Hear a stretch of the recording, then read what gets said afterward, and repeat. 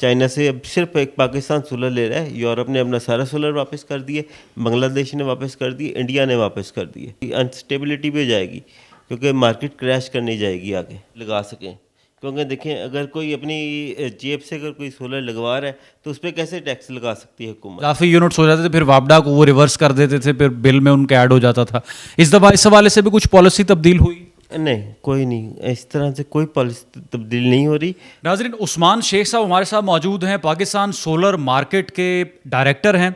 शेख साहब, बहुत शुक्रिया आपके वक्त का। सबसे पहले तो ये बताएं कि क्या हुकूमत वाकई अब सार्फिन पर टैक्सेस लगाने जा रही है, जो घरेलू सार्फिन है सोलर के? नहीं, उन पे तो मुमकिन ही नहीं है कि लगा सकें। क्योंकि देखें, अगर कोई अपनी जेब से अगर कोई सोलर लगवा रहा है तो उस पर कैसे टैक्स लगा सकती है हुकूमत। हुकूमत अगर टैक्स लगाएगी तो वो सिर्फ इंपोर्ट पे लगाएगी, ये घरेलू सार्फिन पे नहीं लगा सकती।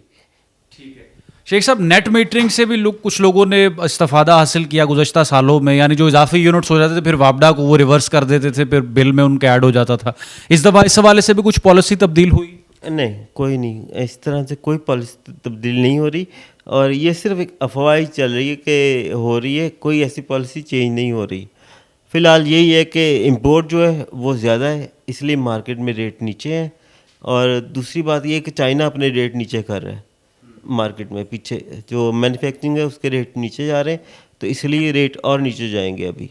और वैसे भी मेरे जो बॉस हैं निब्रास जमान, वो चाइना में है, उन्होंने मुझे बताया कि जो दीगर जो सी दूसरी कंट्रीज़ हैं वो अब सोलर नहीं ले रही चाइना से अब सिर्फ एक पाकिस्तान सोलर ले रहा है। यूरोप ने अपना सारा सोलर वापस कर दिए, बांग्लादेश ने वापस कर दिए, इंडिया ने वापस कर दिए, जिसकी वजह से मार्केट स्टेबल है। अभी अनस्टेबिलिटी भी हो जाएगी क्योंकि मार्केट क्रैश करनी जाएगी आगे।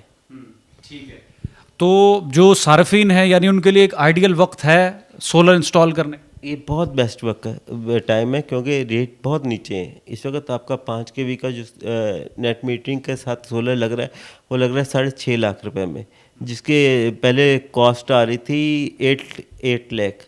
तो इस वक्त 6.5 लाख रुपए में आपका सोलर लग रहा है 5 kV का। 10 kV की बात करें तो हम 11.5 लाख में आपका 10 kV का लग रहा है ऑन ग्रिड, और हाइब्रिड आपका 14 लाख रुपए में लग जाता है। तो बेस्ट टाइम है सोलर के लिए, एंड यूज़र के लिए जो कि सोलर लगवाएं। शेख साहब, हाइब्रिड और ऑन ग्रिड में जो डिफरेंस है ये भी ज़रा सार्फिन को अगर आप समझाएं। ऑन ग्रिड ये है कि नेट मीटरिंग होती है और यूनिट्स जो आपके इजाफी बनते हैं वो आपको ये इलेक्ट्रिसिटी से वापस आ जाते हैं और आपके बिल में माइनस हो जाते हैं। हाइब्रिड आपका एक तरह से अपना पूरा ग्रिड स्टेशन बन जाता है, वो आपको ये है कि दिन रात बिजली प्रोवाइड करता है।